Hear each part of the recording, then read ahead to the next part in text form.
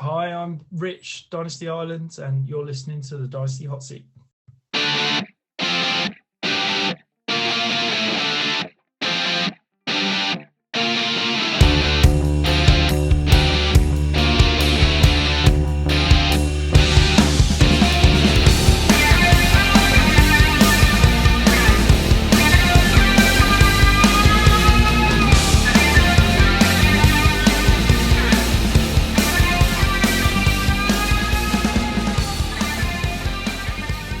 Yes, welcome once again back to the Dynasty Hot Seat podcast. You know what it is, it's the only Dynasty show out there that is a certified inferno. And actually this week we're gonna kick back, we're gonna relax a little bit as Rich takes us to Dynasty Island, and we're gonna let the gentle waves of his takes lap up against us and just relax as he offers us some insights to the game we all love, Dynasty Fantasy Football. Rich, absolute pleasure to have you on the show. How are you doing? Yeah, no, thank you very much for having me on. It's a delight to come on. Yeah, not doing too bad. It's a fun time of year, isn't it? This is the time that Yes, we Dynasty folks all love. absolutely. So, what we're going to do here is Rich is going to give us a little bit of insight, sort of 3 tips that he's going to give to us in section 1, and then we're going to get right into it. We're going to put him in the hot seat, and he's going to do a mock draft for us and talk us through who he's picking and why. So let's just get straight into it. Section 1, called The Art of War, because people keep quoting that book during the section. And it's just your hints and tips for any Dynasty player out there you think these are important things that are a must consider. So Rich, I'll hand it over to you and I'll let you get started. Yeah, I guess for me, the first thing, I'm a complete value obsessive when it comes to Dynasty. So I guess for me, my number one tip is kind of value is king. Yep. And by that, what I mean is basically I'll always say that, I will trade for any player. I will trade any player. I will draft any player. It's if the value is right. And I'm a massive proponent of it. Doesn't matter if I'm the biggest. Deontay Johnson seems to be one of the guys that I'm higher than consensus for the last 2 years. But, if you're going to come and offer 2 firsts plus for him, I'm absolutely trading him no matter what, because I think that's, as I say, value is king. Anyone needs to be movable for the right price. Yeah, I think you're absolutely right. You can't be. This is a point that was brought up before. You cannot be stubborn with holding on to these players just because you might be a Steelers fan and you love Deontay Johnson. It's like, I'm not moving him anywhere. But you're right. You have to just look at the value and think, well, this isn't about Deontay Johnson. This is about my team, and if my team will benefit more from the 2 first plus than Deontay Johnson, then you got to make that move. So yeah, I absolutely love that. Nice, simple but effective thing that sometimes people can lose sight of, I think. So yeah, love that for a start. First tip. What else you got for us? So I'd say the second one is volume-based RB2s are a waste of time. So again, if you listen to any of my stuff or read any of my work, you'll know this is a big one for me. And it's basically, I don't see the point in wasting draft capital or kind of roster value in those RB2 types that are basically plodders, and the only reason they put up fantasy production is because of the fact they've got the volume. And for me, I believe that value in terms of a week-to-week fantasy points is replaceable by, 10, 15 RBs on the bottom of my Dynasty rosters that, you can get injury fill-ins. Devontae Booker the last year when Saquon Barkley was out produced essentially exactly the same as someone like a Josh Jacobs, but Josh Jacobs costs 10 times more. Yeah. And I just think that he's not offering me anything more than replacement level kind of RB2 value, but at, a pretty high price. Yeah. So would you be more inclined to take, your high end running back, your real bell cow running back, and then be happy enough to have, your fill-in guys during the season, like your Bookers or maybe like a Jared Patterson or someone like that comes out of the blue? Or are you kind of more targeting, I want my 2 bell cow running backs and hope for the best with them? To be honest, I'm kind of team always be selling running backs, and I think as soon as I've got a bell cow running back, I'm probably looking to offload him and build around the other positions. I just think that the value's not there, and yes, you know, if you've got a Jonathan Taylor from last year or something like that, it gives you that massive position advantage. And if I've got that, I'm not desperate to sell. If I get an overpay, I'll absolutely sell.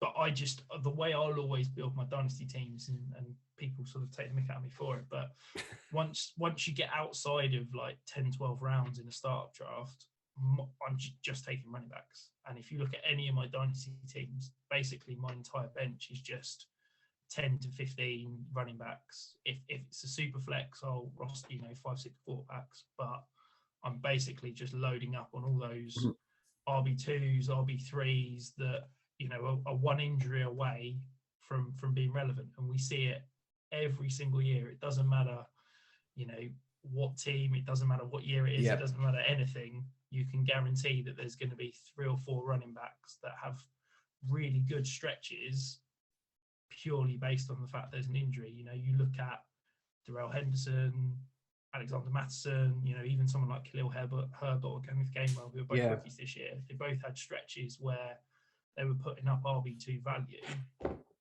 and they're costing you, RB4, RB5 prices in startups.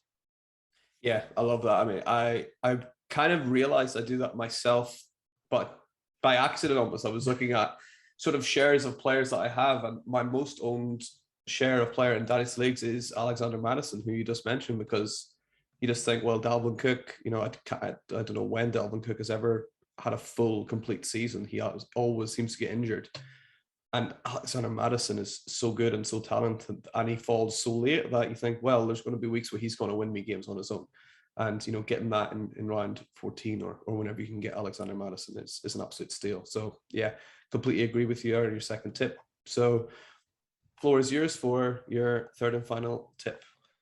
Yeah, and I guess this is kind of my big one that I kind of stake my reputation on, and it's that age at the quarterback position is the most overrated aspect of Dynasty, and but it works both ways. In that I think every year we overhype young quarterbacks, we overvalue guys that have done nothing in the NFL because people look at them and go, they're going to be my QB1 for the next 20 years.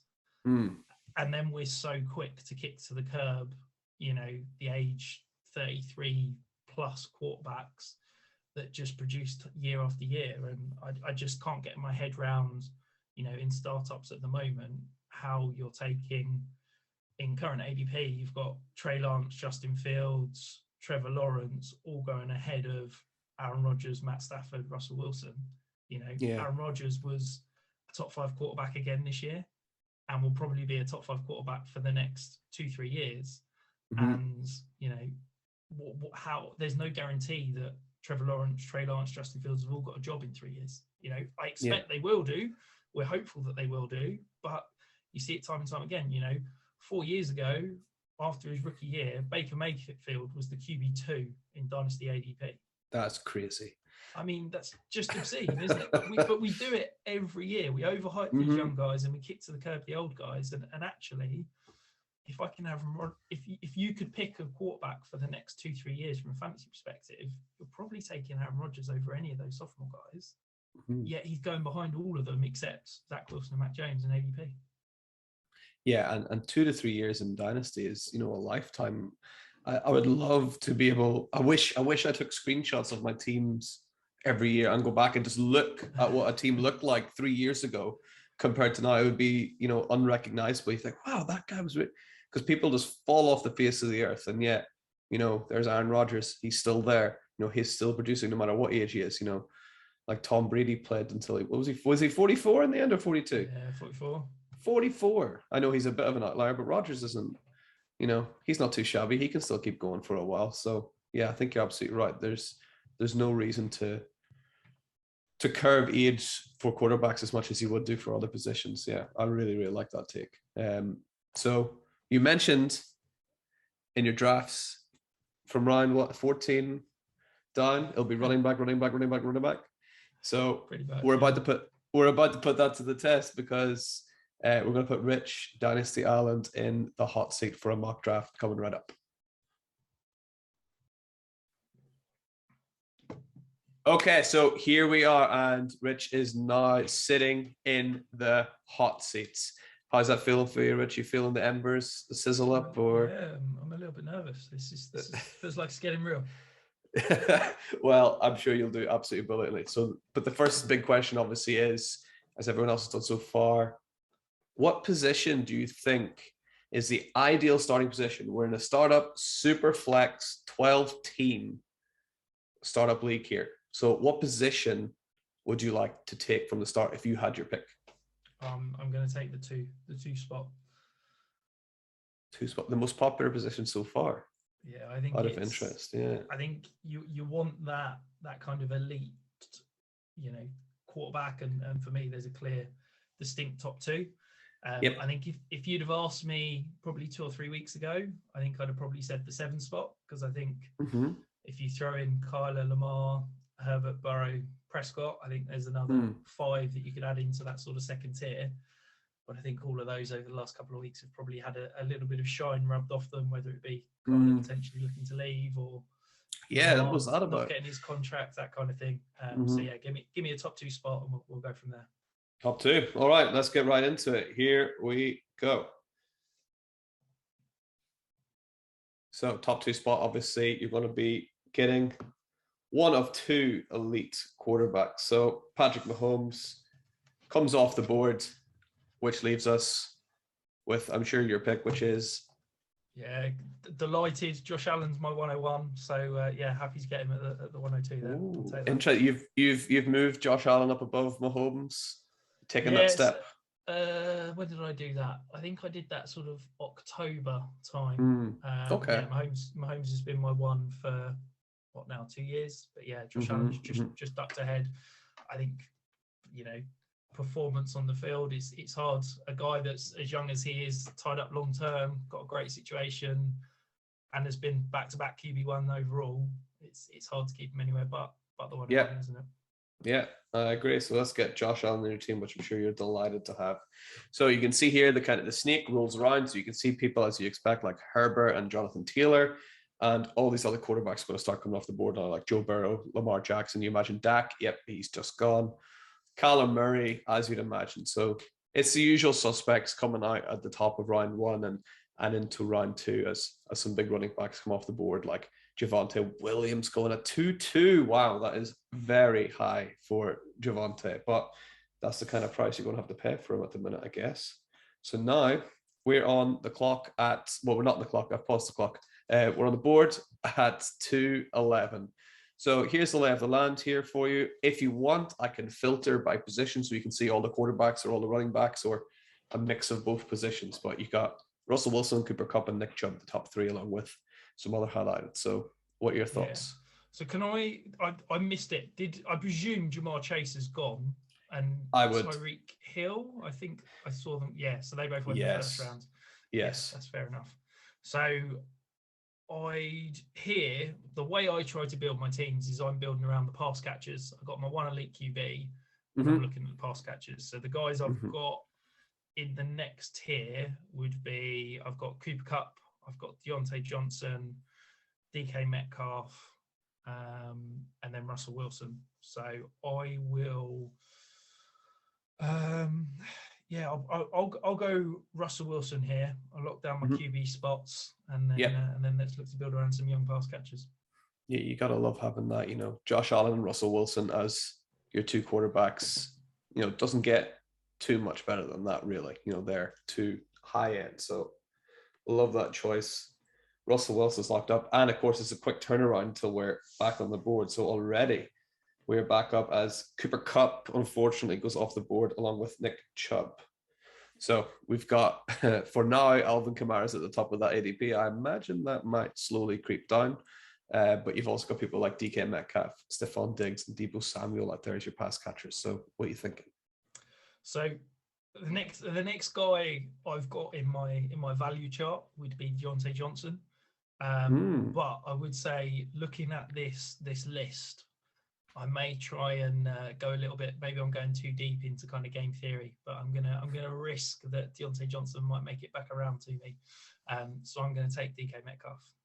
Yeah, Deontay Johnson's quite a wee bit down. I'm think he will arrive back. So DK's right at the top. I don't think he'll be there when we come back. So yeah, DK Metcalf. Let's lock him in. Might be playing with your quarterback Russell Wilson next year. Might not be. We don't know yet. But let's lock him in. So we're just hoping to not see the yellow glow of Deontay Johnson here. So we got Debo coming off the boards, Aaron Rodgers, who we talked about earlier, coming off. Kyle Pitts naturally seems to be the first tight end coming off the board in every draft. And we're not seeing any Deontay Johnson yet, but there's been a few receivers come off the board. We got T. Higgins, Jalen Waddle, Terry McLaurin, DJ Moore, Tua, and Chris Godwin. We are okay. Deontay Johnson is still there. And now he is the second player on the board that was judged to absolute perfection. Are you taking Deontay here? I will do, yeah. I mean, so it's almost a dream start for me. I've got my QB1, I've got my QB12, and then I've got my wide receiver 8 in Deontay Johnson and my wide receiver 9 in DK Metcalf. So hard not to be very happy with those first 4 rounds. Yeah, you got to absolutely love it, don't you? And any concerns with Deontay in regards to, well, actually, I've heard this argument. I was about to ask you, do you have any concerns about the quarterback changing? But I heard someone saying, well, they're not going to be worse than Ben Roethlisberger. So that's basically my opinion. Yeah. Yeah. I think if I put out a chart on Twitter the other day, basically saying it was comparing average depth to target and slot rate. And basically, the more you play out the slot, the lower your average depth of target. And Deontay Johnson was a massive outlier in that he didn't play out the slot, but his average depth of target was really low. And I think that you get essentially a competent quarterback in that offense that can throw the ball further than 5 yards. And I think you'll see a much improved all-round game from Deontay next year. Yeah, amazing. So let's get Deontay Johnson locked into the team. And again, we got our quick turnaround as a tight end come off the board there. I assume it was Travis Kelce. Yeah, Travis Kelce and DeAndre Hopkins come off the board. So now you've got your 2 quarterbacks, 2 wide receivers. What are you thinking? Just clarify for me, was this tight end premium or not? Not tight end premium, no. Okay, then I will continue with my young pass catchers theme. I'll stick with Devonta Smith. Devonta Smith, one of my most owned players again in Dynasty. Sort of halfway through the season, the price for Devonta Smith seemed to go down and down. I think I managed to get him for just a first and a second a lot of the time, where people were kind of ready to jump ship, get their first pick back and take a second on top. And yeah, I think Devonta Smith has got a lot more in the tank to give. So I really like him being picked at this position. He was one of my off-season buys on last week's podcast, actually, just because I think, we always talk about sophomore receivers being a fantastic buy. Yeah, everybody's talking about Jalen Waddle, Jamar Chase, Elijah Moore, and he seems to be the forgotten guy at the moment. Yeah, and I think he arguably has got more talent than a lot of those players. I think him and Jamar Chase are very close coming out of college. I don't think anyone really had Jalen Waddle ahead of Devonta Smith talent-wise. So I think the talent usually speaks volumes, and he's got a lot more to show. Saying that, we're back on the clock. We got people like the aforementioned Josh Jacobs here. I assume you have no interest in taking, and then some more young pass catchers like Jerry Jeudy, who is a really interesting one because if Aaron Rodgers rocks up to Denver, you got to think Jerry Jeudy's an amazing prospect. And if he doesn't, is he still stuck in the bit of limbo that he's in right now? Absolutely. Did I don't know if I saw it, but did Elijah Moore go, or is he still? Could we have another? Let's check. So the receiver's still left. I don't see Elijah Moore on here, so he must have gone. Let's scroll up and see. Yeah, Elijah Moore just went right between Darren Waller and Michael Pittman Jr. Elijah Moore come off the board. Yeah, so I'll grab, as you were eagerly discussing him, I'll grab Jerry Jeudy and continue to build that young wide receiver core. Yeah, again, Judy, another player I own quite a few shares of again because, yeah, I think we kind of have similar styles. It's, the youth at wide receiver and the talent at wide receiver is amazing in the NFL right now. So you want to get as many of those pieces as possible, and especially because we're playing super flex, you can use your players in that wide receiver slot. You can use them in the flex spot, and even as Alex, who was on our episode a few weeks ago, said, there's no reason why you can't play people like Cooper Kupp out of your super flex spot whenever he's getting that many points anyway. Absolutely. So I'll complete my wide receiver core with Hollywood Brown.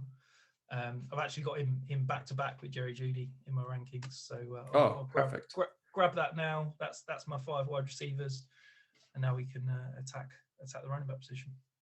Amazing. So coming in now to round 8, we've got our 2 quarterbacks and rounded off with 5 really, really top level receivers. So now, speaking true to form, you're going to start attacking those running backs a little bit later on in the draft. As we see people taking wide receivers like Tyler Lockett coming off the board, Cortland Sutton, Rondale Moore. You're already happy about the 5 people that you've got locked up whenever you see other people taking those guys. So we're back on the board. Running backs available. You got Kareem Hunt, you got Tony Pollard there, Ramondre Stevenson right down at the bottom of that list, along with some decent QBs, and Dallas Goedert, the only tight end available there. But like I said, I can filter to specific positions if you want me to. Yeah, could we have a quick zoom in on the running back, see of what course else is available?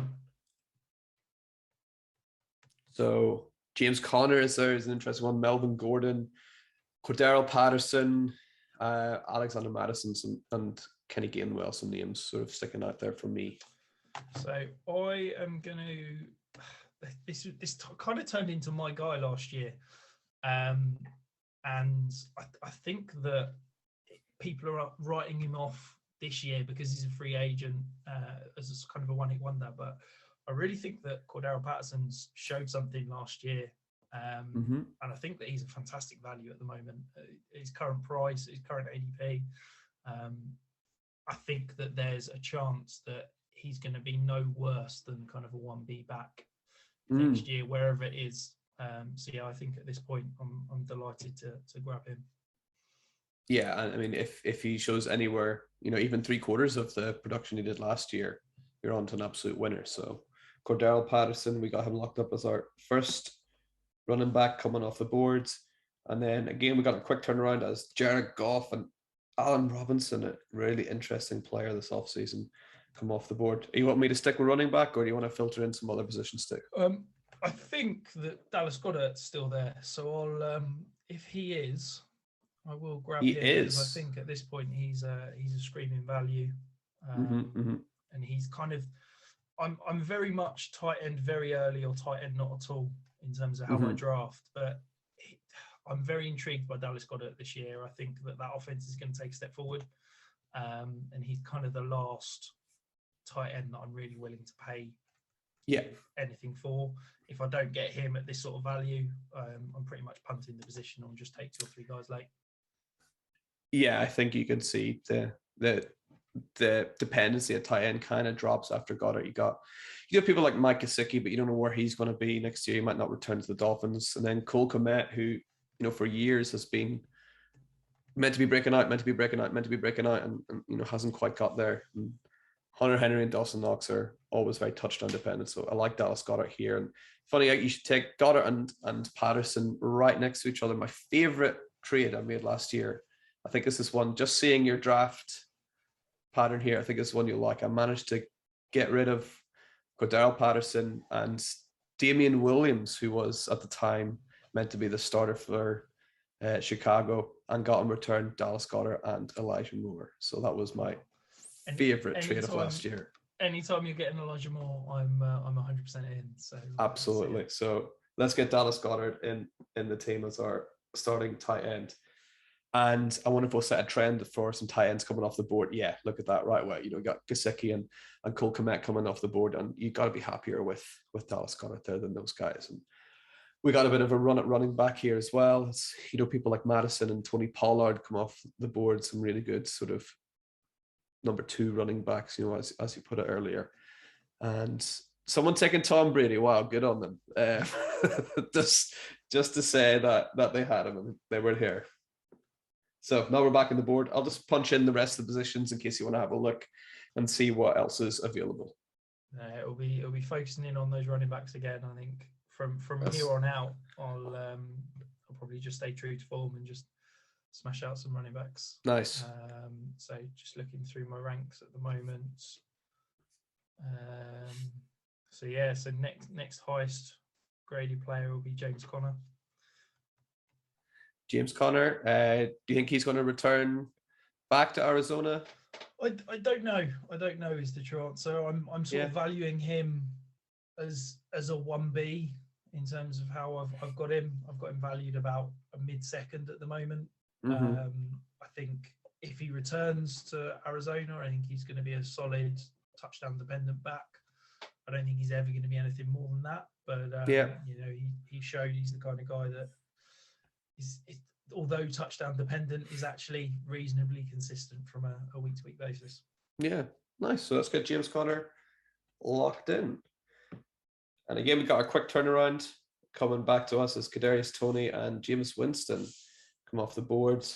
And we're right back on it here. Are you wanting to leave the running backs up?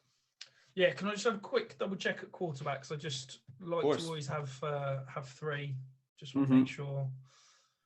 Yeah, so I'll risk it. I reckon I'll risk one more round of running backs. Yeah. The guy that I'm looking at is Davis Mills. I think he's for me going to be the starter in Houston again next year, and I think that he's a great value. I would agree. Just working through. Is Rashad Penny gone? He's a free agent, but you would imagine with Chris Carson having that neck injury and how well Penny looked, they're trying to bring him back. I couldn't see him at the bottom of your list. Oh, sorry, I'll grab Rashad Penny at that point. Super, let's get him locked in. Yeah, I think he's great value there. I imagine as this app updates, he'll sort of creep up and up and up. So yeah, I think you're laughing to get him in round 11 here. And as we see some more people come off the board, like some other running backs like Ronald Jones, who I've got no real interest in. I think we're similar in that. If they're a backup running back, yeah, it's going to be hard for Ronald Jones to pave a way in anywhere at the minute. Davis Mills, unfortunately, just didn't pay at the last second comes off the board. You still have, oh no, you don't. I was going to say you still have some good quarterbacks, but you got Tyrod Taylor and Drew Lock up there. I thought you might have still had Jimmy G, but he's disappeared. You do have a sneaky quarterback at the bottom there, and Kyle Trask, who is real interesting prospect at the minute. No, so that's fine. I'll pump my QB3, which is normally something that I don't like doing, but we've got the elite 2, so I'm very happy. Yeah. So I'll take Khalil Herbert. Nice. Yeah, Khalil Herbert looked excellent last year whenever he stood in, and you can only imagine if he's asked to do the same again next year, he'll look excellent once again. So I like Khalil Herbert in there. It was available on a lot of sort of 4th rounds of rookie drafts last year, which was a great pickup, I thought. So we're right back to it. And we got people like Zach Moss and Trey Sermon and Naheem Hines at the top of a running back list. Yes, I'll reach a little bit deeper. I'm going to grab Gus Edwards. Yes. Coming back off injury, I think he's going to have a nice little role carved out for him.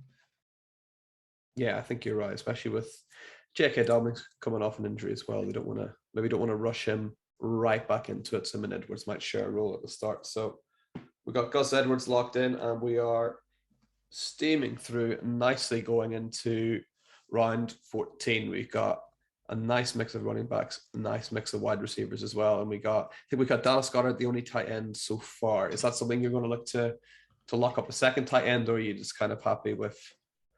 Potentially, if the value's there. I'm not overly concerned to kind of reach. I think that it's the kind of position at this point. I see no difference between, Adam Troutman's just gone there. I see no difference really between Troutman and, a guy that I can pick up off the waiver wire, whether it be, Yeah. Foster Moreau or Hunter Long. I think they've both got as much chance of being relevant as any of the others, really.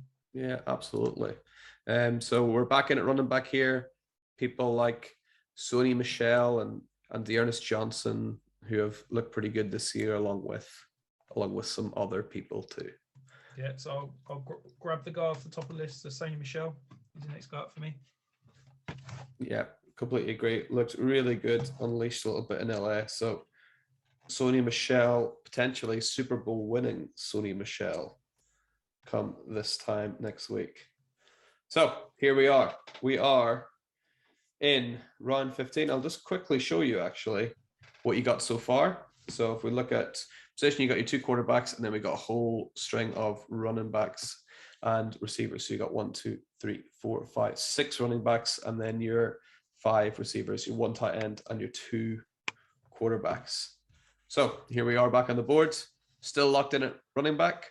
Yeah, can I just have a quick check at tight end just to see if there's any values that scream at me? Oh, there you go, top of the list. I can't quite get why people are fading him, but yeah, I'll grab Logan Thomas. Yeah, I think at this point that's obscene. He's my tight end 15. Wow. So yeah, to get him at this point in the draft is delightful. Yeah, I think people just, what's that Roy Jones song? You almost have forgot. Like, he came off, last year had a pretty bad injury, but the season before that, was he tight end 2, 3? I think he was 3, wasn't he? Yeah. Yeah, a spectacular season. So yeah, Logan Thomas, I think, is a great, as you talked about earlier, just screams value here at this position. So we'll get Logan Thomas in the 15th round, and looks like we set a little trend as Johnny Smith. Well, I mean, yeah, Johnny Smith's coming off the board around that time, so you can see how well you've done to get Logan Thomas. As a few tight ends come off the board. Evan Ingram, who for some reason I refuse to give up on. I don't know what's wrong with me. And people like Gardner Minshew coming off the board, who maybe played well enough in that one little cameo to get a starting role somewhere at some stage next year. And here we are, back in round 16. We got round 16, 17, and then round 18 to go. So do you want to take tight end off the board here? Are you happy enough with? Yeah, let's just smash out some more running backs. Amazing, very true to form. So it'll be James White for me next. James White, yep. Kind of a short-term hope, I guess. Maybe hoping for 1 or 2 years, but I think that he's shown that when he's on the field, he's a solid RB2 flex type. Yeah, and is he also a free agent going into this year, James White? I thought he had 1 more year. He might have 1 more year. I can't quite recall, but yeah, wherever he goes, he's going to be used as that pass catching back, which is obviously worth his weight in gold. He's a UFA in 22, so he is a free agent this year. Okay, well, again, no one's going to pick him up and get him to be a bell cow. He's going to be there to take those passes, take those points per reception, and hopefully win you some games. So let's get him locked up as well as we come into our penultimate pick in round 17. The running backs at the top. Let's scroll up. Philip Lindsay, who I did forget played for Miami there. As I just seen the I was like, oh, he's not at the Texans. I've completely forgot Lindsay has moved to Miami, along with a couple of other guys. LaMichael P. Ryan in there. He was a bit of talk of the town at the start of last year. Didn't do much. Keyshawn Vaughn is the only running back under contract at Tampa Bay, I think, currently. So that's an interesting prospect too. Yeah, I'm potentially eyeing him up for that last round, but this round I'm going to go with a guy I really liked in the draft last year. It's probably a draft pick looking at 2023 rather than 2022, and that's Kyle Hill. I think potentially Aaron Jones, as much as he signed a 4-year contract, it's really only a 2-year contract, and I think he could be on his way out at the end of next year. And I think Kyle Neal could be a great sort of 1-2 punch with AJ Dillon next year. Oh, nice. Colin Hill. And again, Green Bay always sky's the limit in terms of potential over at Green Bay with the coaching staff that they have. So we're hoping now that we don't see anyone from Tampa Bay flying off the board. So we're hoping to not see Green and Keyshawn Vaughn for our last pick. As I was finding this part of the draft the most interesting, was looking at some of the players coming off and going, what are people thinking there? Right, here we go. Well, as I said, that Antonio Brown comes off the board, so that kind of just clarifies my point. So here we are. We still have Keyshawn Vaughn there, along with Marlon Mack, you know, who didn't really get a fair crack at it this year, who's shown flashes before. But for your last pick, what are you thinking? Yeah, I mean, the two I'd be looking at here, potentially Tony Jones, given the Alvin Kamara situation in New Orleans. Yeah. But yeah, I think at this point, I'll grab Keyshawn Vaughn and hope that I can pick up Tony Jones off the waiver wire next week. Absolutely. So let's get Keyshawn Vaughn locked in. And here we are. It is our completed team at quarterback. I mean, you don't get any better than this. You got Josh Allen and you got Russell Wilson. You got to be delighted there. Running back, as you said, we have got quite a few. We've got Cordell Patterson, James Conner, Rashad Penny, Khalil Herbert, Gus Edwards, Sony Michel, James White, Kylan Hill, and Keyshawn Vaughn. Hard not to see, you know, points coming there from that huge core. You got so many points in there that hopefully they'll be able to win you some championships. And then at wide receiver, you went early with them. You got quality. You got DK Metcalf. You got your guy, Deontay Johnson, Devontae Smith, Jerry Jeudy, and Hollywood Brown. And then you got two tight ends at the end. You got Dallas Goedert and Logan Thomas. How are you feeling about that draft, Rich? You happy? Yeah, very happy. A little bit disappointed not to get a solid QB3. Probably should have paid more attention to that and one up. But yeah, you know, very happy. It feels like a very kind of B draft. Yeah, hard not to be very happy with how it turned out. Yeah, amazing. And you know, it just goes to what you said at the start. You just gotta look at the value, and you know, the value just wasn't there to get your third quarterback. You had other people you preferred. So I think you gotta, you know, go with your gut and go with what you think is the best value, and you always are happier with that in the end.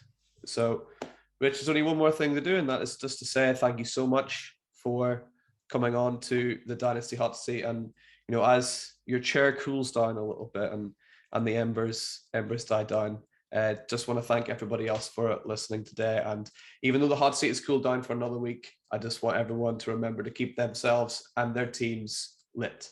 So see you next week, everybody. Bye.